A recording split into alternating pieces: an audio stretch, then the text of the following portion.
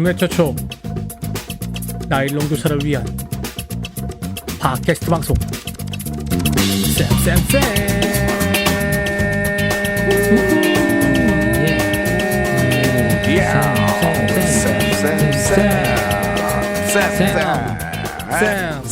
반갑습니다. 반갑습니다. 아, 이거 근데 반갑다는 말씀을 하기가 무색하게 코로나가 지금 아이고야. 전국적으로 퍼져나가고 있습니다. 난리다 해도 난리다 아니다 이거. 야, 참. 아니 뭐 갑자기 진짜 쓰나미처럼 몰려오는데 이거 뭐 어째 감당이 안 되네. 부산 이게. 장난 아니던데 부산. 그러니까. 이건 뭐 이번에는 뭐 신천지도 아니고 이태원도 아니고 광화문도 아니고 뭡니까 이거? 뭐 갑자기 막 우후죽순 이거 어떻게 된 겁니까 이거? 그러니까요. 요번에 대전으로 김장하러 가려고 하다가 네. 취소했습니다. 취소. 항상 대전에 김장하러 음. 갔잖아요. 항상. 그러니까요. 매년 갔는데 올해는 집에서 있는 걸로 이렇게 아, 바꿨습니다. 잘하셨습니다. 잘하셨습니다. 그 저기 야, 재수 씨 좋겠네. 좋아하셨겠네요. 그러니까 입이 귀에 걸렸겠고. 절대 아닙니다. 효부니까 안타까워하고 있습니다. 알죠. 예. 네. 자, 저희 뭐 그런 가운데 지난 3회 연속 교사의 자산관리 특집 방송이 있었지 않습니까? 반응이 그렇죠. 핫했는데요. 좀 댓글도 짧게 달린 것 같은데 어떤 댓글 달렸습니까? 아니 근데 이제 뭐 우리가 3회 특집을 했는데 댓글은 또 교사 내면 아이 관련해 갖고 댓글이 달렸어. 야, 그러니까요. 제가 보니까 우리 청취자들은 별로 자산관리에 관심이 없으신 것 같아. 보니까. 우리 새콤데디라는 분이 댓글을 달아주셨는데요. 방송 잘 듣고 있습니다. 하하. 내면 아이 책도 찾아서 볼게요. 라고 이렇게 눈표시를 또 해주셨네요. 예. 역시. 이분은 옛날 거부터 새로 듣는 분 아닌가 싶습니다. 그럴 수도 있죠. 아니 요즘 바쁘셔가지고 잘 못 들으시다가 맞아요. 이번에 또 중등 같은 경우에는 우리 지금 수능 때문에 온라인 들어가잖아. 그래서 조금 여유를 가지셨지 않을까 이루어 짐작해 봅니다. 그렇구나. 중등의 수능 앞두고 지금 온라인 들어갔죠? 맞아요. 예. 또 우리 네. 어딥니까? 유튜브에도 댓글 달린 것 같은데요. 그러니까요. 유튜브에도 역시 자산 관리하고 저는 상관없이 교사 실제감 보고 듣고 장정신 선생님께서 세 분의 케미가 환상 이렇게 짧고 굵게 적어주셨습니다.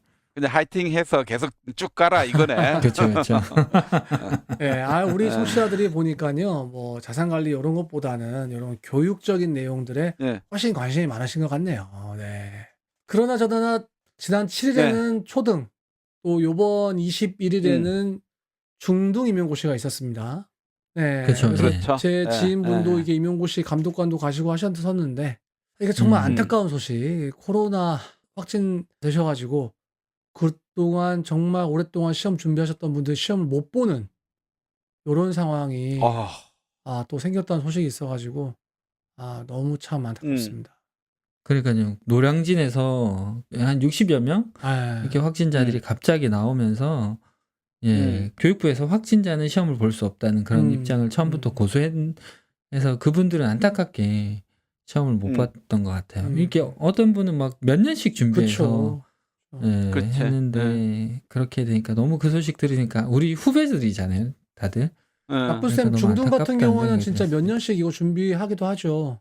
그렇지.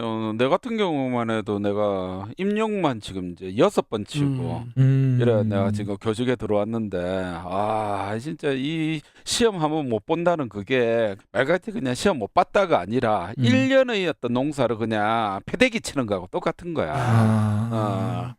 근데 이번에 내 옆자리에 있는 쌤의 친구가 이번에 임용을 준비하고 있었어. 그런데 그 친구가 코로나 때문에 시험을 못 쳤다더라고. 그래갖고 친구가 또 못 쳤다는 소리 들으니까 그 쌤 너무 이제 얼굴이 안 좋더라고. 그러니까 진짜 안타깝다. 그래가지고 나쁜 쌤 옆자리에 계신 분들은 그 선생님 되신 분이고 그 친구분은 준비를 하고 있었는데 확진이 되셨군요. 그렇지. 너무 안타깝네요, 진짜. 그런 걸 보니까 참 이게 코로나 이놈의 자석이 진짜 여러 사람 때리는 것 같아. 빨리 그러니까요. 이놈의 자석을 잡든지 해야지 이거. 미치겠다 진짜. 아니 근데 임용고시 근데 이거 솔직히 근데 아니 조은쌤 뭐 우리 임용고시 잘 봤다고 뭐 좋은쌤 되는 것도 아니고 솔직히 그렇잖아요. 그 임용고시 성적이 아. 거의 턱걸이잖아요, 턱걸이. 그런데도 좋은 쌤 아닙니까? 그러니까 시험이 됐다고 좋은 쌤이고 안 됐다고 나쁜 쌤이고 이런 것도 아니고. 그러니까 예. 말이에요. 어유 난 그래도 시험 돼 갖고 이래 열심히 또 한다 아이가. 그렇죠.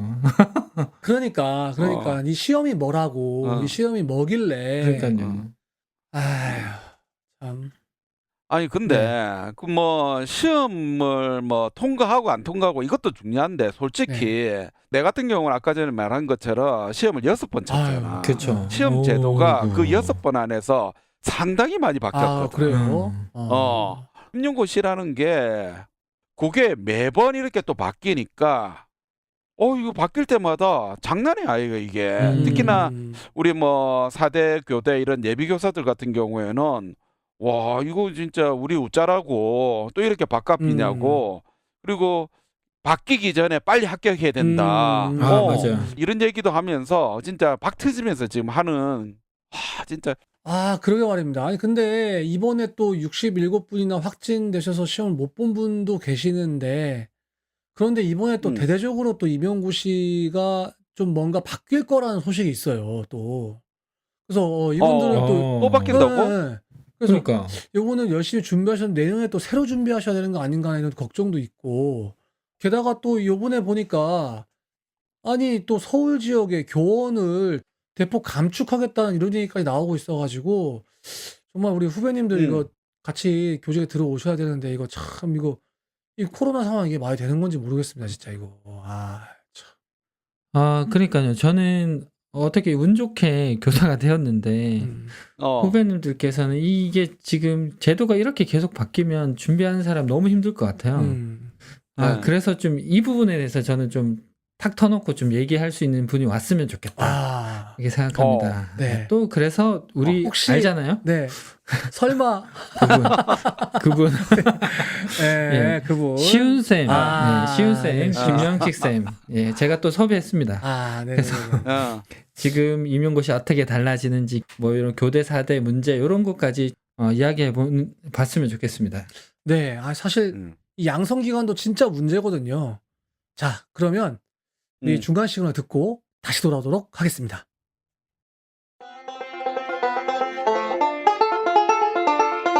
지금 여러분께서는 좋은쌤, 나쁜쌤, 이상한쌤이 진행하는 팟캐스트 방송 쌤쌤쌤을 듣고 계십니다.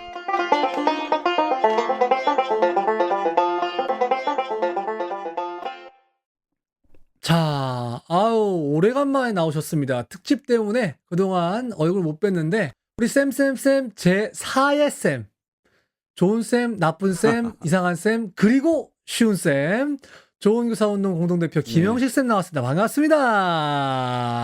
반갑습니다. 네, 반갑습니다. 반갑습니다. 쉽다 참 쉽다. 쉬운쌤 좋은교사운동 김영식입니다. 뭐 선거운동 하십니까? 섭외도 쉽고 설명도 쉽게 해주고 그런 쉬운쌤이죠. 그렇죠. 제가 바로 그 임용고사 그 노량진에 가서 강의를 했었어야 되는데. 그러네요. 일타 강사네, 일타 강사. 쉽게, 쪽집게로. 참. 요즘에 뭐 교육학 배우러 댕긴다면서요. 교육학은 아니고요. 교육 정책학을 배우러 댕기고 있습니다. 교육 정책학이 전공이시구나. 아니, 근데 그 쉬운쌤, 요번에 보니까 그 교육부 앞입니까? 여기가 교육청 앞입니까? 어디 가셔가지고 교원 감축 웬 말이냐 해가지고 여러 단체들하고 같이 데모 같은 거 하신 것 같던데. 데모? 기자회견 아니고 돌 던졌습니까? 데모. 기자회견 하신 것 같은데. 네, 그 기자회견 내가 가지는 않았고 이제 우리 단체에 우리 정책위원장 하시는 한모 의사가 가셔가지고 다른 여러 단체와 같이 지금 이 코로나 요 상황에서 교원 감축이 웬 말이냐 하고 이제 기자회견 하고 왔죠. 제가 신문이나 이렇게 좀 찾아보니까 교육부에서 서울 교원 정원을 1128명 감축한다고 통보했다고 하더라고요. 1000명이 넘게? 그러니까요. 그 급별로 초등은 558명, 아이고야. 중등은 어. 570명 감축하고 와. 이게 가능한 거고 이렇게 해도 되는 겁니까 아니 지금? 근데 시온쌤? 이렇게 하게 되면은 학급 수가 줄어들어야 되는 거 아닙니까? 네? 아무리 그러니까 인구 교사가 절감이라고 이렇게 해도? 줄어드는데. 지금 코로나 상황이 많이 되는 어. 겁니까, 시우쌤? 어떻게 된 겁니까, 이거? 요게 이제 그 학생 수가 이제 감소하면서 그에 맞춰서 교사 수를 줄이겠다라는 건데 조금씩 줄여왔죠. 초등은 250%, 그러니까 2.5배. 평소 줄인 규모의 2.5배고 중등은 이제 평소 줄인 규모의 이제 2배 이상을 좀 줄인 거죠. 그래서 너무 이제 큰 폭으로 줄이니까 좀 현장의 충격이 좀 만만치 않은 건데요. 내막을 좀 보면 이제 요 문제에 대해서 몇 달 전에 이제 교육부 관계자들하고 좀 간담회할 일이 있었어요. 그래서 교육부 담당 과장의 이야기를 좀 들을 수 있었는데 교육부 입장에서도 요게 2022년까지는 이런 큰 폭의 감소를 좀 어쩔 수가 없다.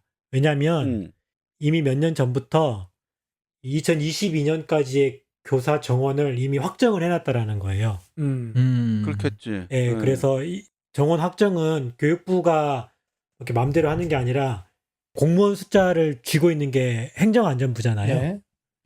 그래서 이 행정안전부에서 그렇게 딱 쿼터를 한번 정해버리면 그걸 바꿀 수가 없다라고 하는 거죠. 그래서 이렇게 딱 정해진 거기 때문에 만약에 서울시를 늘리려면 다른 지역 거를 줄여야 되는 거예요. 전체 쿼터가 정해져 있기 때문에. 그래서 서울시 교육감도 이런 시도교육감 협의회 자리에 가가지고 좀 쉽게 우리 서울 거 늘려달라고 말을 못 한다라는 거죠. 그 얘기가 곧 다른 시도 줄여서 우리 거 달라 뭐 이렇게 얘기해야 되는 거니까. 이거 참. 또 결정적으로 좀 어려운 게 정원을 쥐고 있는 건 행안부인데 그 정원을 늘리거나 하려면 또 예산을 확보해야 되잖아요. 네. 그렇죠. 그렇지. 그 돈줄을 쥐고 있는 게 또 기획재정부예요, 기재부. 그렇지. 그래서 이 기획재정부가 돈을 안 풀어주면 행안부에서도 늘리고 싶어도 늘릴 수가 없는 거죠. 예, 그래서 이 기재부가 이 예산 가지고 다른 부서를 컨트롤하면서 하기 때문에 교육부는 행안부 눈치 보고 행안부는 기재부 눈치 보고 그러니까 한마디로 교육부는 쉽게 이 정원을 좀 조절하기 좀 어려운 상태 이런 거고 그런데 교육부에서는 어쨌든 2022년 이후부터는 감축 규모도 좀 더 줄 거고 오히려 좀 더 늘릴 수도 있다 뭐 이제 이렇게 얘기를 하던데 그건 좀 지켜봐야 될 것 같습니다. 아니 근데 뭐 서울에 있는 교사 수 주는 거 하고 전국하고 이거 뭔 관계입니까? 서울 주는 거 뭐 잠시 줄었다가 다시 아까 전에 뭐 마지막에 또 늘릴 수도 있다 했는데 네. 우리하고는 상관없잖아요. 부산하고는. 수도잖아, 수도. 일단 그렇지는 않고요. 상대적으로 서울이 많이 줄었다라고 하는 거지 다른 지역도 조금씩은 다 좀 줄었던 부분이 좀 있고요.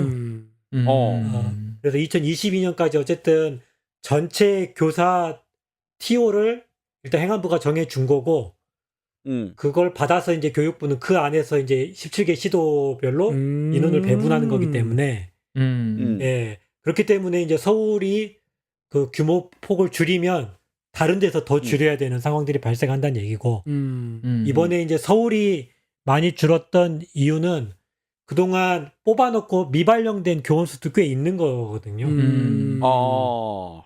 그러다 보니까 학생 수 줄어드는 것까지 좀 합쳐져 가지고 이제 올해 좀 더 이제 많이 좀 줄었던 측면이 좀 있는 거죠. 하지만 다른 지역도 지금 이제 많이 줄고 있다. 예, 줄고 있다. 아니 근데 솔직히 뭐 우리가 지금 학급당 인원수를 20명 이하로 하자는 얘기가 그쵸. 지금 계속 나오고 있고 거기다가 교원수가 줄면 결국은 어떻게 되느냐? 학급당 인원수는 늘 수밖에 없는 지금 이 코로나 시대에 역행하는 부분이 아닌가. 저는 그런 생각이 드는데 이거는 어떻게 보십니까? 그러니까 요게 이제 저는 정치권에서 좀 요 문제의 심각성을 제대로 좀 인식하지 못하고 있는 거다. 코로나19가 터진 상황에서 예산을 교육 분야와 관련돼서 어디에 쓸 건지를 좀 잘 생각을 해야 되는데 예를 들면 뭐 그린 스마트 스쿨 한다고 하면서 엄청난 예산을 좀 쏟아붓는 거잖아요. 그런데 정작 어떻게 보면 가장 좋은 방역 방법이라고 말할 수 있는 그 학급당 인원수를 줄일 수 있는 거. 예, 거기에다가 이제 예산을 좀 쓰지 못한다라고 하는 거는 이 코로나19에 변화된 이런 교육 상황을 인식하지 못하는 게 아닌가. 우리가 지난번에도 한번 얘기했지만 좀 상시적인 거리두기가 가능하려면 어쨌든 학급당 학생수를 줄여야 되는 거거든요. 그렇지. 그러니까 우리가 봤을 때 이런 코로나가 좀 감염병 같은 게 확산되더라도 최소한 학급을 나눠가지고 등교시키는 이런 일은 피할 수 있는 거잖아요. 그렇죠. 그렇지. 예. 그래서 좀 이런 새로운 감염병이 또 나타날 걸 좀 대비한다면 학급당 인원수를 좀 줄이는 방향으로 좀 교원 정원도 좀 확보해야 되는 게 아닌가 이렇게 생각하는데 좀 많이 아쉽습니다. 아니 뭐 학급당 인원수를 줄이는 게 코로나 때문만 아니라 효율적인 면에서도 당연히 좋은 거지. 학생들이 질 높은 교육을 받는 부분에 있어서. 그럼요. 아니 그렇죠. 지금 저희 제주의 모 학교에서는요. 그 내년에 다 선생님들 1인당 한 명씩 다 노트북 준대요.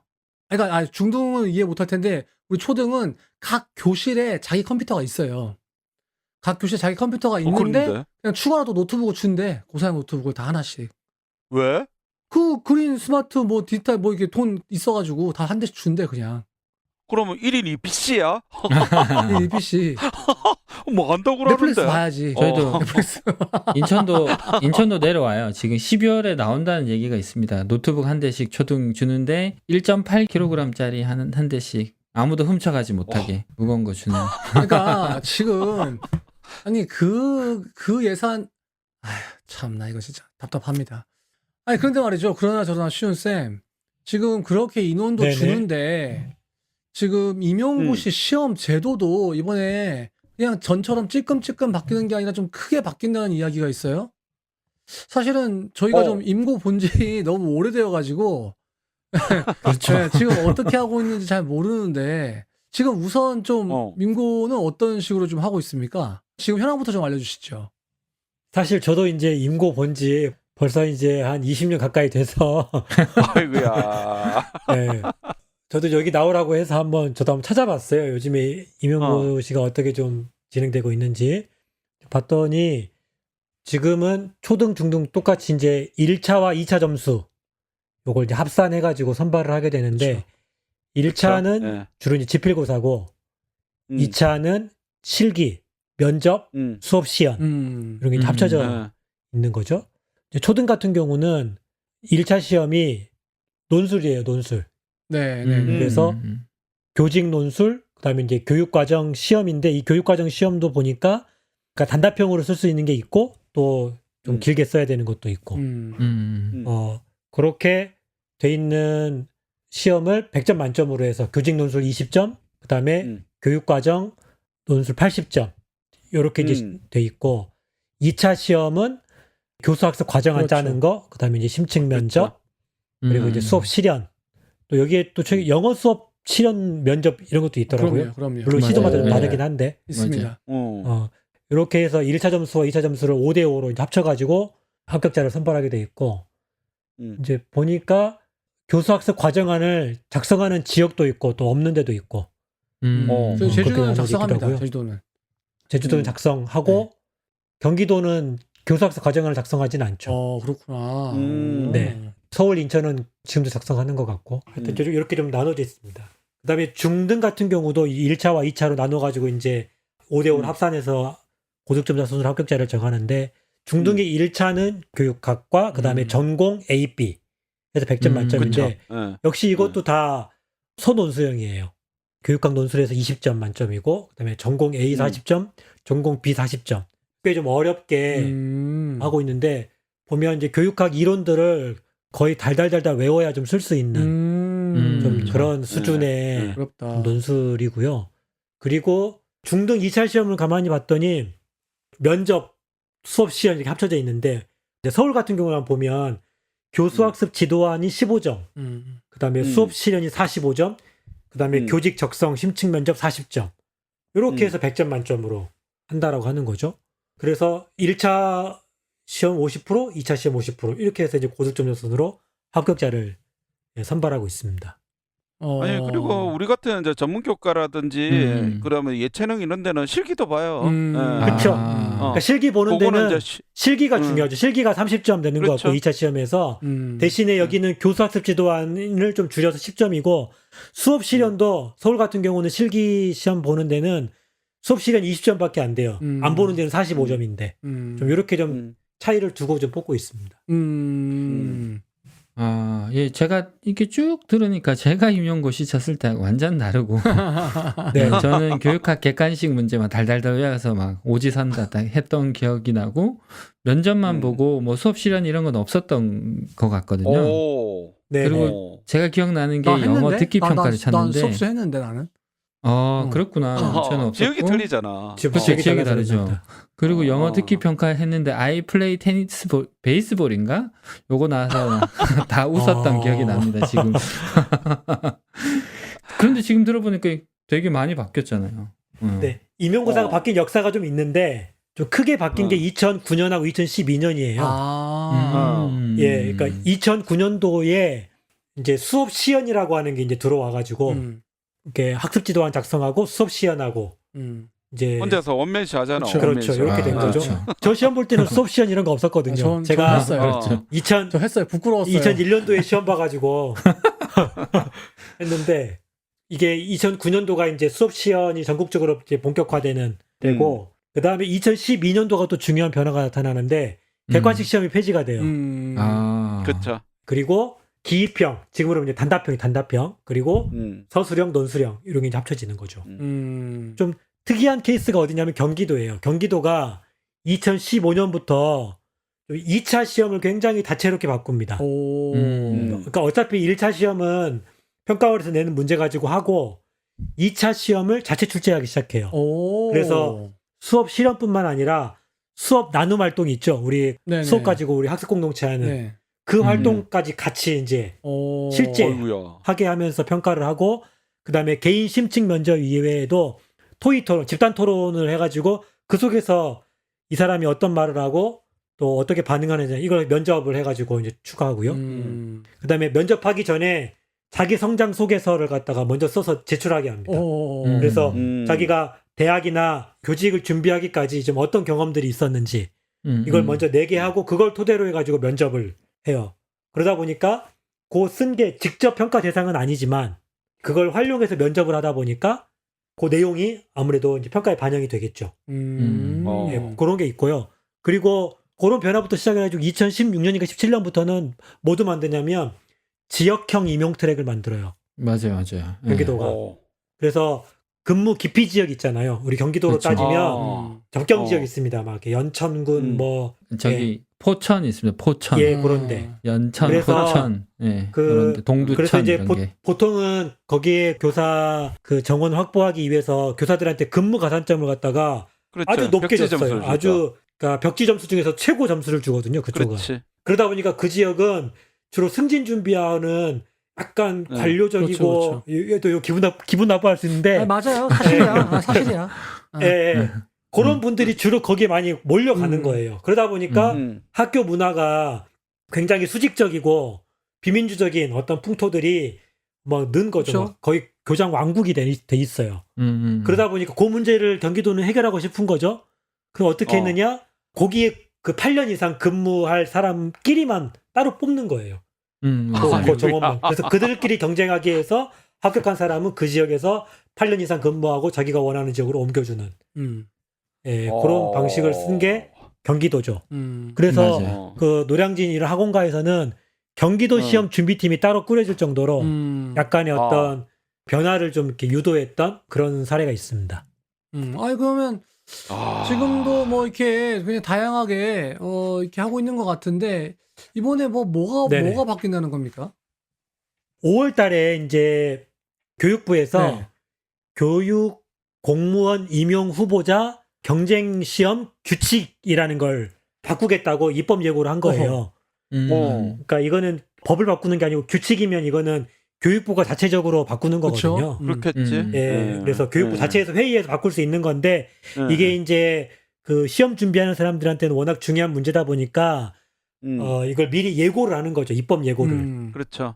그래서 5월 달에 예고가 됐고 그 올해 말에 바꾸려고 일단 했던 건데 이제 많은 사람들이 반대해가지고 결국은 이제 일단 유보를 했어요. 근데 그 내용이 뭐냐면 핵심은 이거예요. 2차 시험에서 네. 최종 합격자 결정에 대한 시도교육감의 어떤 자율권을 확대하는 내용이에요. 지금도 예. 2차 시험은 예를 들면 지금 2차 시험 지역별로 막 다 다르게 하고 있잖아요.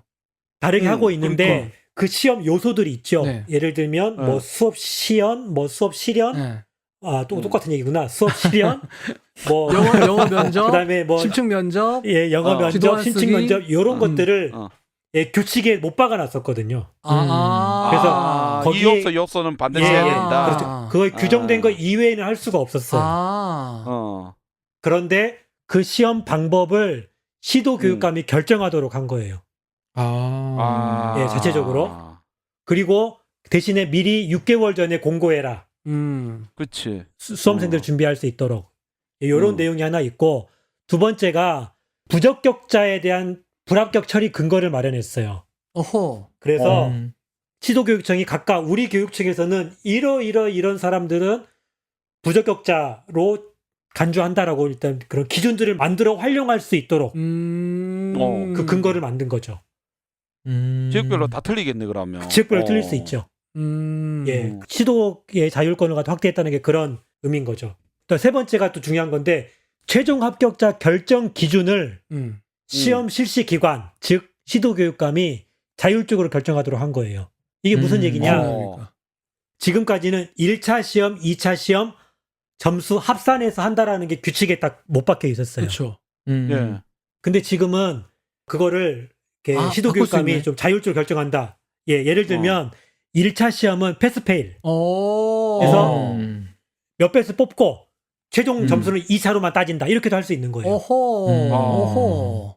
그러면 어떤 일이 발생하냐면 특히 이제 시도교육감들은 뒤집기가 되겠네. 예, 그러니까 뒤집기가 굉장히 가능한 거죠. 특히 이제 어떤 문제가 있었냐면 지금까지 우리가 2차가 되게 확대가 됐고 또 굉장히 다양해졌잖아요. 네. 그렇죠. 예. 그럼에도 불구하고 1차 시험 점수가 되게 1차 결정적인 시험이죠. 점수였어요. 무조건이죠. 예. 왜냐면 잘 뒤집기가 무조건. 힘들지. 예, 2차 그렇죠. 시험에서는 면접이고 막 이렇게 정성 평가다 보니까 그 격차를 크게 내기가 어려운 그럼요. 거예요. 그렇지. 예, 그러니까 변별을 하기가 되게 어려운 거죠. 2차 시험으로는. 그러다 보니까 점수 차등이 그렇게 크지 않고 그러다 보니 1차 시험 점수가 결정적인 역할을 했던 거죠. 쉽게 얘기하면 점수 높은 사람만 뽑힌다 이런 거죠. 요게 시도교육감 입장에서 보면 학교 현장에 정말 필요한 교사는 점수만 높은 교사는 아닌데 그냥 어느 정도 이걸 가르칠 수 있는 지식이 있고 또 그것이 검증이 됐으면 그 다음부터는 좀 더 인적성 면이라던가 저 사람은 정말 좋은 교사가 될 자질이 충분하다. 아니면 수업을 너무 잘한다. 학습자의 수준에 맞춰가지고 좀 이런 것들을 좀 더 중점적으로 해서 뽑고 싶은데 이제 그럴 여지가 없는 거죠. 그래서 시도교육감들에게 좀 더 이런 자율권들을 주자라고 하는 차원에서 최종 합격자의 어떤 결정 기준을 시도교육감이 결정하도록 권한을 만든 거죠. 그게 이번에 입법 예고됐던 개정안의 핵심입니다. 그럼 뭐 각 지역별로 진짜 뭐 노량진에서 앉아서 그냥 공부만 해가지고 점수만 높은 교사가 아니라 다양하고 좋은 그런 인재들을 뽑을 수 있으니까 좋은 거 아닙니까? 아니지. 그러면 지역별로 이 동네 갈까 저 동네 갈까 하면서 그 눈치 보는 게 얼마나 더 많아질 거고 그러게요. 거기다가 공정에 대한 요즘에 하두잖아. 공정이. 그렇죠. 저 지역은 공정하네. 이 지역은 공정하지 않네. 이딴 식의 어떤 반발이 장난 아니게 일어날 수밖에 없는 거야. 만약에 또 이 공정 시비가 붙으면 결국은 또 어떻게 되느냐. 지역에서는 앞서 말했던 그런 자율권 이런 것도 다 버리고 그냥 해결해 갈 수도 있는 그런 사태까지 다시 돌아갈 수도 있단 말이야. 이건 심중하게 생각해야 될 부분인 것 같은데. 굉장히 맞는 얘기예요. 그래서 이번에 그 입법 예고됐을 때 일단 임용 준비하는 사람들이 굉장히 반대했죠. 그러겠죠. 일단 그 아까 우리 나쁜 새 얘기했던 그 공정성 문제 이제 이거 어떤 기준으로 합격자 선정했냐. 그렇지. 내놔라 이렇게 하면 좀 애매해질 수 있다. 뭐 이런 부분인 거고 또 워낙 너무 다양하면 이 시험 준비하는 사람 입장에서 보면 예측 가능성이 떨어지잖아요. 대체 그렇지. 뭘 어떻게 준비해야 될지 모르니까. 그런 차원에서 임용 준비하는 사람들은 좀 많이 반대를 했고 또 심하게 반대했던 데가 교총이에요. 교총이요? 예, 교총이 엄청 반대했습니다. 왜요? 두 가지 이유면에서 반대를 했는데 하나는 이제 임용 준비하는 사람들처럼 공정성 떨어진다 이거. 우리 국민들이 이 공정성이 굉장히 민감하잖아요. 그렇죠. 그러니까 이 교육부가 또 공정성을 훼손하네 이제 이런 이미지를 만들어 주는 거죠.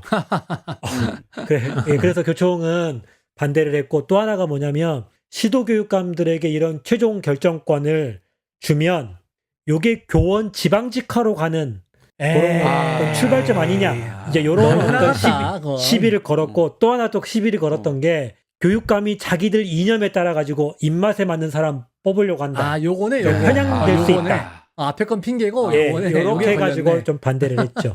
아하, 자기 입맛에 맞는 근데 이제 뽑는다. 시도교육감들도 이제 나름 또 성명을 냈어요. 왜 이런 변화가 필요하냐 이제 이런 이제 내용을 설명한 거죠. 핵심은 크게 두 가지인데 하나는 교육의 질이 교사의 질을 넘을 수 없잖아요. 그렇죠. 너무 유명한 말이죠. 예. 근데 지금까지 이 임용고사 방식이 좀 그렇게 질 높은 교사를 뽑는데 성공적이지 못했다라고 하는 판단이 있는 거예요. 특히 그쵸. 이제 사회가 많이 바뀌고 교육의 모습도 많이 바뀌어야 되고 그러려면 이제 이 미래 교육에 요구되는 그 교사의 어떤 역량, 이 현장 그 직무 역량, 수업하고 또 학생들 막 이렇게 잘 이해하고 상담하고 학생들 잘 돕고 지원하고 요런 어떤 그 직무 역량 요걸 기준으로 해가지고 선발하고 싶은데 지금 시험은 그럴 여지가 굉장히 좁다. 이제 이런 그렇죠. 말인 거고 이렇게 시도교육청에서 이런 임용 방식을 바꾸면 거기에 맞춰가지고 교사 양성기관의 커리큘럼도 바꿀 수 있을 거다라고 하는 그런 기대가 있는 거죠. 그런 데 초점을 맞춰가지고 이 양성기관의 커리큘럼 바꿀 테니까 이런 좀 이런 목적을 가지고 그런 제도를 좀 바꾸려고 하는데 이거를 반대하면 안 된다. 이제 이렇게 하면서 성명을 좀 냈었죠. 맞습니다. 제가 들어보니까 마지막에 그 양성기관 사실 그 임용고시를 통과한다고 좋은 교사가 되냐 뭐 좋은 교사를 뽑는 게 가능하냐 이걸 돌아볼 때는 양성기관이 바뀌어야 되지 않냐. 교대 4대 이 여기서 똑바로 가르치지 않으면 좋은 교사가 안 나오는 거 당연하지 않나 하는 생각이 들어요. 아무리 임용고시를 잘 만들어도 제 생각에는 그래서 결국은 임용고시로 줄 세우는 게 무슨 의미가 있나 이런 생각이 들더라고요. 아니 솔직히 임용고시 준비하면서 애들 어떻게 합니까? 다 인강 듣잖아요. 네, 인강 들어. 맞아요. 인강 듣고 노량진 학원 가가지고 공부해가지고 선생님 되는 거잖아요. 맞아요. 교원 양성기관이 무슨 역할을 해 거기에. 아니 특히나 내 같은 경우에는 나는 교직이수자잖아. 나는 열심히 그 뭐 실습하다가 교직의 마음이 있어가지고 교직이수를 했기 때문에 실제로 교육학 이런 거에 대해서는 잘 몰라. 결국은 그럼 어떻게 해야 되느냐. 앞서 말한 것처럼 사교육 받을 수밖에 없는 거야. 나도 진짜 교육학 열심히 들었거든. 그쵸. 아이러니하네요. 사교육 받아서 교사가 되는 거 이거 아이러니하네요. 아니 근데 다들 노량진에서 임용고사 준비해가지고 온 사람들 많잖아요. 그럼요. 그렇죠. 네, 저도 그랬고. 그렇죠. 그러니까 네. 양성기관이 도대체 무슨 역할을 하는 건지 모르겠어요. 이 양성기관 문제는 사실 어제 오늘 얘기가 아니잖아요. 네, 이 양성기관 그쵸. 이거 네. 큰 문제 아닙니까? 그러니까 일단 양성기관의 가장 큰 문제가 그거죠. 거기서 배운 내용을 가지고 현장에서 써먹을 게 하나도 없다. 맞아요. 네. 저도 이제 그 임용고사 합격하고 나서 저는 이제 전공이 교육학이었거든요. 네. 그리고 이제 역사를 부전공을 했는데 교사가 돼가지고 처음 이제 고2 담임이 돼가지고 교실에 들어갔는데 학급 운영을 어떻게 해야 되는지, 애들 생활지도는 어떻게 해야 되는지, 수업 설계는 또 어떻게 해야 되는지 정말 하나도 모르겠더라고요. 아니 그 과목에 다 있는데 그거 열심히 그 학점 이수할 때 안 들어서니까 그렇지. 맨날 무슨 이론만 가르치지. 맞아요. 그리고 그 이론도 제대로 가르치긴 해요. 혼자 막 강의만 하지. 맞아. 그 이론이 근데 실제 나는 그냥 열심히 레포트만 냈다. 네. 맞아요. 그 이론이 현장에 어떻게 연결되는지의 전이가 전혀 안 돼요. 교수님들도 몰라. 교수님도 솔직히. 아니 자기가 모르니까 숙제는 진짜 대단히 해주더라고. 맞아요. 네. 와 진짜. 그래서 사실은 교사들이 좀 교직 과목 좀 강사도 좀 하고 그래야 되는데 네. 제가 그 교대 4대 교육 과정을 좀 분석해 볼 기회가 있었거든요. 네. 이렇게 관련 논문들을 좀 찾아봤었는데 가장 큰 문제가 뭐냐면 교육 과정의 70%가 다 교과 내용과 관련이 있어요. 그리고 그 교과를 어떻게 가르쳐야 되는지 방법론과 관련된 교과 교육학 요거는 30% 내외밖에 안 됩니다. 30%가 안 되는 데도 많아요. 근데 사실 초중고 교사들한테 정작 필요한 건 그 방법이거든요. 그렇죠. 물론 이제 학습의 계통을, 학문의 계통을 좀 알고 있는 게 학생들한테 가르칠 때는 당연히 좀 도움이 되긴 하지만 더 중요한 거는 사실은 뭐 초등학생들한테 우리가 무슨 뭐 미적분학 막 가르칠 거 아니거든요. 그렇죠. 예. 정말 수학의 기본적인 원리를 어떻게 학생들에게 잘 가르칠 거냐. 이런 방법들에 대해서 많이 알려줘야 되거든요. 근데 그런 방법들을 알려주지 않는다라는 거예요.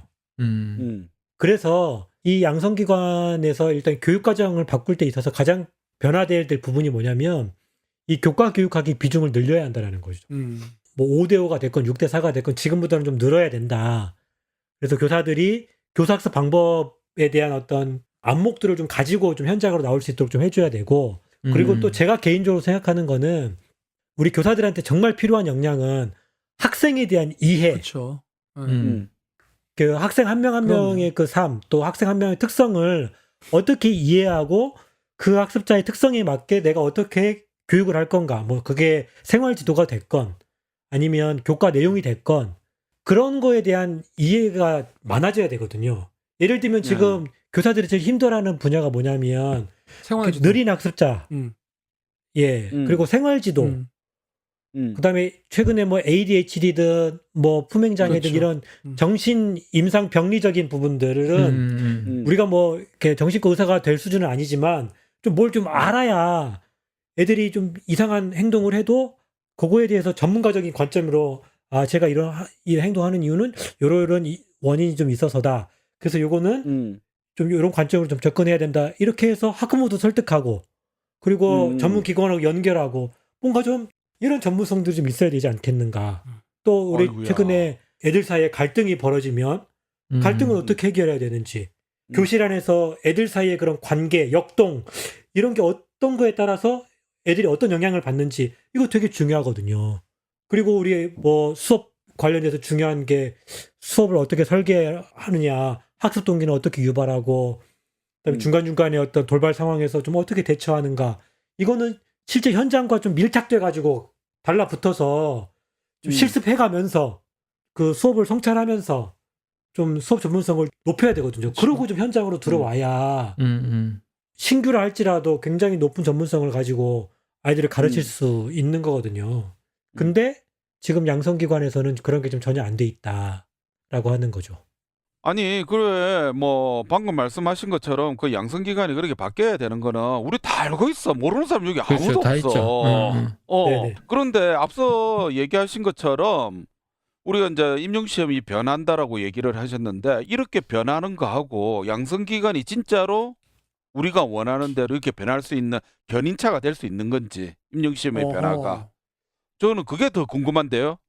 저는 충분히 가능하고 필요하다라고 보는데 예를 들면 우리나라 같은 경우는 지금 대기업에서 가장 핵심적인 회사가 삼성이잖아요. 네. 그리고 네. 그렇죠. 보통 삼성에서 어떻게 인재를 선발하느냐에 대해서 각 대학들이나 취업을 준비하는 사람들이 굉장히 그 눈여겨보면서 맞습니다. 촉각을 곤두세우고 이렇게 삼성의 그 인재 선발 방식을 네, 지켜보거든요. 그래서 우리 그리고 조은 쌤이 거기에 맞춰가지고 삼성 주식을 많이 샀어요. 아, 그랬어요? 네. 14% 네. 올랐습니다. 14%. 네. 어이구야. 부럽네요. 네, 네. 하특사. 네. 뭘 싸? 그래서 그렇게 삼성의 인재 선발 방식이 바뀌는 때마다 그 취업을 준비하는 사람들이 준비하는 어떤 스펙, 즉 경험들이 달라지는 거죠. 그리고 대학의 경우에도 예를 들어서 그런 취업률을 높이고 하려면 학과 수업에서 프로젝트 수업이라던가 그 협업이라던가 이런 것들이 점점 늘어나게 된다라고 하는 거죠. 그러니까 그쵸, 그쵸. 예를 들면 내가 지금 예. 번뜩 생각한 게 예를 들면 뭐 연기자든 아니면 선생님들 모셔와가지고 학급 안에서 갈등 상황을 주어줬을 때 선생님이 어떻게 대처하는지를 뭐 심층 면접하겠다. 요런 2차 시험을 그렇죠. 본다 그러면은 대학에서나 또 임용고시 준비할 때도 그런 걸 할 수밖에 없을 것이다. 그렇게 견인한다는 뜻이군요. 그렇죠. 상담학이라던가 오. 청소년 이해라던가 이런 커리큘럼들이 강화될 수밖에 없는 거죠. 아니 근데 그렇다고 해서 네. 교육청에서 그렇게 무리수를 두겠어요? 왜냐하면 그렇게 하려면 어차피 교육감 권한이기 때문에 장학사들이 그 일들을 다 해야 된다고. 그러면 장학사들이 그 복잡한 거를 다 할까? 나는 그런 좀 의문이 좀 들긴 하거든요. 그러면 현실적으로 저는 같은데. 뭐 안 된다고 그래서 그걸 뭐 포기하는 거는 저는 아닌 것 같고, 우리 아까도 얘기했지만 사실은 어떤 교사를 선발하느냐에 따라서 앞으로 우리 교육이 많이 달라지는 거거든요.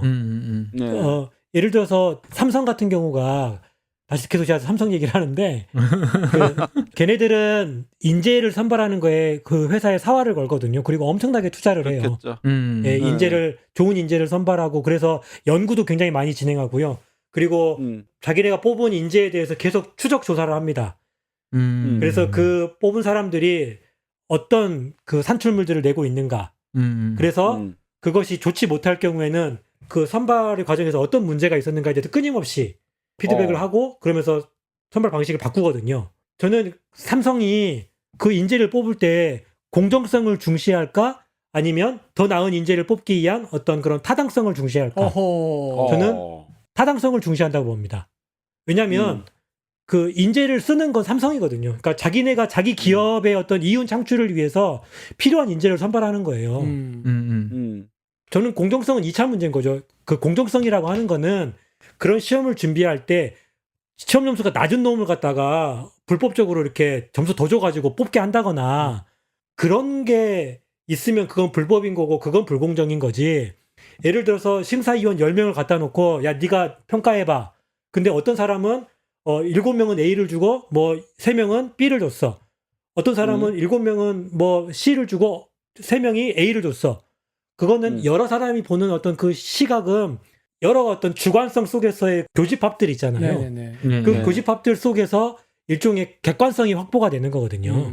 그렇죠. 그렇게 만들어진 점수는 그건 공정하다고 봐야 되는 거예요. 우리가 피겨스케이팅이나 체조 같은 것도 할 때도 심사위원 5명 두고 각자 자기 점수 내기 하잖아요. 그리고 가장 높은 놈, 가장 낮은 놈 빼고 나머지 평균 내가지고 점수 주잖아요. 그렇죠. 그러니까 그렇게 하면서 공정성을 확보하는 거지, 그냥 채점하기 좋은 방식으로 그냥 문제 내고 그렇게 해가지고 1, 2점 높은 사람 뽑는다, 그걸 갖다가 좋은 선발이라고 말하면 안 된다라고 하는 거죠. 그걸 공정하다고 말하면 안 되는 거고. 그러니까 저는 가장 높은 가치에 둬야 될 거는 뭐냐면, 어떤 교사를 뽑았을 때, 어떤 사람을 뽑았을 때 우리 교육의 질을 높일 수 있냐, 어떻게 하면 학생들의 학습을 도와줄 수 있냐, 여기에 가장 높은 기준을 두고 그 선발 방식을 만들어야 되는 거죠. 예, 저는 그게 가장 중요한 가치라고 봐요. 그래서 여기에서 공정성을 얘기하는 사람은 그럼 삼성한테도 가가지고 그 얘기해라. 저는 그런 말 하고 싶고, 예, 이건 전 분명히 하는 생각해요. 왜냐하면 그 교사가 학생을 위해 존재하지, 물론 취업을 준비하는 사람 입장에서 그게 되게 중요한 문제지만 어쨌든 교사는 학생을 위해서 뽑는 거거든요. 그러면 학생에게 도움될 교사를 어떻게 뽑을 수 있을까? 그걸 당연히 생각해야 되는 거죠. 제가 좀 안타깝게 생각하는 것 중에 하나가 뭐냐면, 좀 젊은 교사 다 그런 건 아닌데 이런 교사가 있어요. 그러니까 교실에서 자기가 계획을 세우고 막 해가지고 학급에서 학급 운영을 했어요. 여러 가지 뭐 프로그램도 하고 했어. 근데 3명은 학교 안 와버리고, 그다음에 5명은 딴짓하고, 그러면서 자기 계획대로 안 되는 걸 경험하는 거예요. 그리고 멘붕에 빠지는 거야. 근데 이 교사는 교대에 가고 그다음에 임용고시를 보고 하는 과정에서 자기 계획해서 실패해본 경험이 없는 교사예요. 한 번도. 늘 공부를 잘했고 늘 성실했고, 그래서 성실하지 않는 건 이해 못하고 이럴 수 있는 거예요. 예, 그렇다고 해서 불성실한 사람을 뽑아야 한다는 얘기가 아니라, 그러니까 저는 그 사람의 그 인생에서 어떤 가치를 갖고 살았고 또 어떤 경험을 했고, 그래서 학습자에 대해서 얼마나 폭넓은 이해를 갖고 있느냐, 전 이런 것도 한번 좀 따져봐야 되는 거고, 그래서 학습자를 대한다라고 하는 것이, 학생을 대한다라고 하는 것이 어떤 의미가 있는지에 대해서 좀 토론도 할 수 있고, 저는 그 과정에서 그 사람의 어떤 교사됨의 자질을 평가할 수 있는 방식들을 우리가 끊임없이 계속 만들어내야 되는 거죠. 물론 그거 한번 뽑아서 그게 성공했다 실패했다 저는 뭐 당장은 말할 수 없어요. 한번 추적 조사해야 되는 거죠. 그래서 그 방식이 정말 좋은 교육으로 이어졌는가를 한번 또 그 체크해보고 그래서 계속 좀 바꿔가야 한다. 저는 그렇게는 보는데 지금처럼 1차 시험 점수가 굉장히 강한 영향력을 행사하는 저는 그런 시험 방식은 이대로 두면은 안 된다. 우리 좋은 교육을 담보할 수 없다. 저는 그런 생각해요. 좋습니다. 뭐 이 방송 들으시는 뭐 예비교사 분들은 오히려 부글부글 끓으실 수도 있고 욕 많이 하실 것 같아요. 네, 무슨 그러니까요. 교사의 네. 자질을 어떻게 그 며칠간의 시험으로 알 수 있어 뭐 이렇게 얘기하실 수도 있겠지만 사실 지금의 양성과정과 임용고시에 문제가 있는 것은 맞죠. 예, 어떻게든 좀 바꿔나가기는 해야 될 것 같습니다. 우리 뭐 조은쌤 삼성 얘기 나오니까 굉장히 무흐해 하시면서 들으셨는데 예, 또 우리 임용고시 교원 감축 거기다 양성과정까지 한번 쭉 간략하게 훑어봤는데 어떻게 들으셨습니까? 예, 저는 그 대학 시절에 제가 배웠던 것과 교직에 들어와서 그게 연관이 되었었냐 하는 게 계속 떠올랐거든요. 네. 근데 저는 수학과 나왔거든요. 수학 심화 과정이라고 하죠, 초등은. 네네. 근데 그때 뭘 배웠냐면 대수학 같은 걸 배웠거든요. 그러니까 뭐 입실론이 나오고 막 했던 기억이 있어요. 그러니까 그리고 뭐 영어로 다 칠판에 막 가득 뭐 수학 기호를 적으면서 막 했는데 절반은 알아듣고 절반은 못 알아듣고 근데 그거를 초등학교 교실에서 하나도 써먹을 게 없었거든요. 그래서 제가 대학 4년 동안 뭘 배웠나 하는 생각이 좀 사실 많이 들었거든요. 그래서 이 임용고시가 바뀌면서 양성 과정에서 정말 학생들을 어떻게 가르칠 것이냐 방법론적인 것도 좀 많이 좀 바뀌어야지 되지 않을까 하는 생각이 저는 듭니다. 그래야지 저 같은 좋은 쌤이 더 많이 배출되지 않을까 생각이 좀 많이 드네요. 네. 훅 들어오네, 훅 들어와. 네, 우리 6번이나 우리 임용고시를 치르신 입장에서는 우리 나쁘쌤 이런 변화 어떻게 생각하십니까? 아니 변화를 하는 거에 대해서는 저도 동의를 하는데 중요한 거는 교육감의 권한 또는 지역의 권한이 많아지면 그 권한을 받는 사람들 입장에서는 굉장히 움츠러들 수밖에 없거든. 왜냐하면 권한 이꼬르 결국은 책임으로 돌아오기 때문에 결국은 그 책임에 대한 부분을 얼만큼 감당해낼 수 있느냐가 이 임용시험의 변화와 또 직결되지 않을까 이런 생각이 좀 책임, 들거든요. 교육감의 책임, 뽑은 그런데- 사람의 책임, 임용권자의 책임 말씀하시는 거예요? 그렇죠. 예. 그렇죠. 나쁜쌤이 그- 이 장학사 물을 좀 먹더니 그쪽 입장을 좀 대변하시는 느낌이 드네요. 그런데 사실 이게 몇몇 사람들만의 어떤 동의로서 가기에는 이게 너무 큰 문제라서 제가 하는 얘기고요. 실제로 저 같은 경우에는 이제 2차 시험 출제도 들어가 봤고 2차 시험 그 결과 평가도 한번 하러 간 적이 있었어요. 그런데 그걸 볼 때마다 이거 평가 잘못해갖고 민원 들어오면 어쩔까 그 생각이 제일 먼저 들거든요. 그러다 맞아요. 보니까 될 수 있으면 공정이라든지 점수화 시킬 수 있는 부분들 그리고 딱딱 떨어질 수 있도록 그렇게 만드는 게 어떻게 보면 조금 당연시되는 그렇게 해야지만 내가 피해를 보지 않는 그런 현실이 있는 상황에서 과연 김정식 쌤이 말씀하신 것처럼 교원 양성 과정까지도 변할 수 있는 그런 획기적인 프로그램이 나올 수 있을까? 저는 조금 회의적인 부분이 있지만 하지만 무엇보다 중요한 거는 이런 것들을 다 건너서 진짜 올바른 양성 과정을 만들 수만 있다면 그 또한 의미 있겠다. 그러나 그거는 자갈밭 같은 아니면 돌길 아니면 그냥 바다를 건너는 일이 될 수도 있지 않을까 이런 생각도 해봅니다. 네. 예.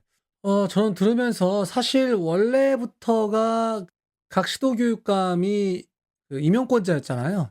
네, 임용권자였고 그 권한을 갖고 있었는데 뭐 그 시험 출제를 교육과정 평가원에 이렇게 넘겼던 그런 부분이어서 원래 권리를 찾아온다는 측면에서는 또 뭐 맞을 수도 있겠다 이런 생각도 드는데 과연 임용고시 제도가 바뀐다고 해서 양성기관의 교육과정의 질도 견인할 수 있을 것인가에 대한 부분은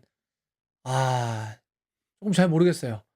왜냐하면 초등 같은 경우에는 교육과정 자체가 지금 다 교과별로 쪼개져 있거든요. 초등은 그렇게 쪼개놓을 일이 아니에요, 사실은. 예, 지금 그치. 시대도 안 맞고. 그런데 지금 그걸 해결할 방법이 없어요. 각 교과 교수들이 딱 자리를 잡고 있기 때문에 철벽을 네, 치고 이거 있겠지. 어떻게 깰 것이냐. 그렇죠. 그러면서 각 교과별로 그 수업 듣는 거 요거 예비교사님들 현장에 별 도움 안 됩니다. 참 안타깝기도 하고 어쨌든 그럼에도 불구하고 지금의 1차 시험 점수 가지고 이 뽑던 방식은 좀 바뀌어야겠다. 이런 생각도 드는데요. 모르겠습니다. 어렵네요.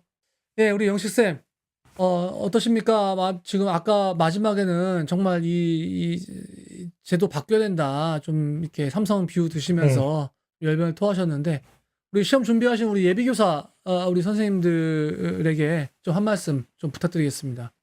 잘하셔야 됩니다. 돌 나옵니다. 일단 저희 방송 예비교사 많이 듣습니다. 좀 수습 좀 하면 일단 바꾸려면 일단 잘 준비해서 바꿔야 되고요. 뭐 갑자기 네. 뭐 시험 보기 6개월 전에 이렇게 바꿀 거야 하면 안 되는 거죠. 그렇죠. 최소한 뭐 1, 2년 전이라도 미리 예고를 해서 우리 시도는 이런 교사를 뽑을 거다, 이렇게 뽑을 거다라고 하는 것들을 좀 미리 예고를 해서 좀 준비하는 사람들이 좀 잘 준비할 수 있도록 일단 해주는 게 좀 맞는 것 같고요. 일단 우리 교육부가 또 우리 교육계가 교사 선발 방식에 대해서 좀 연구하고 더 많이 투자해야 한다고 생각해요. 그러니까 이게 돈과 관련돼 있는 기업들은 정말 여기에 사활을 걸고 엄청나게 많이 투자하거든요. 그래서 외국의 어떤 선발 방식도 연구하고 또 실제 선발하는 그 과정 자체에다가도 돈을 많이 투자하죠. 예를 들면 시험 보러 온 사람들 교통비도 주잖아요.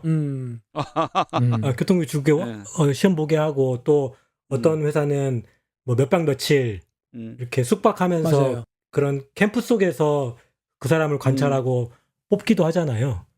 근데 맞아요. 그걸 진행하려면 솔직히 얼마나 많은 비용이 들겠어요. 특히 우리처럼 뭐 몇백 명씩 뽑는 이런 그 선발 제도를 운영하는 정부 차원에서는 좀 쉽지는 않은 일일 텐데 저는 어쨌든 그런 투자를 좀 해야 된다. 이 선발하는 그 일에. 그러면서 이런 교육감들에게 권한을 줘야 교육감도 아까 우리 나쁜 쌤이 얘기한 것처럼 잘 준비해서 자기의 권한을 책임 있게 행사할 수 있게 되지 않겠는가. 좀 그렇게 생각을 하고 좀 그런 준비들을 좀 해서 좀 했으면 좋겠다 싶고요. 그다음에 이게 선발 방식을 바꾸는 게 꼭 양성기관을 바꾸려고 이걸 바꾸는 건 아닙니다. 네. 양성기관을 바꾸는 문제는 별도의 문제고요. 맞습니다. 어쨌든 좀 도움되는 교사가 현장에 학생들을 위해서 정말 필요한 교사를 어떻게 뽑을 수 있을 거냐. 일단 그게 가장 그러니까 이런 제도 변화에 가장 우선되는 목적이라고 생각을 하고요. 저는 정말 우리 학생들 좀 많이 사랑하고 교사의 어떤 직업적인 안정성 요거보다는 정말 교육이라고 하는 거 아이들 만나는 것 자체에 좀 더 좀 즐거움을 가질 수 있는 이런 분들이 좀 많이 좀 교육계에 좀 들어왔으면 좋겠고 이렇게 잘 준비된 좀 좋은 선생님들이 우리 현장으로 많이 오셨으면 좋겠다 이렇게 생각합니다. 네. 네. 감사합니다. 그 디펜스 확실하게 또 하시네. 네, 감사합니다. 뭐 시험이 이렇게 바뀌나 저렇게 바뀌나 좀 많이 뽑았으면 좋겠습니다. 현장에 좀 선생님들 정말 부족하고요. 학급당 인원수 줄여야 되고요.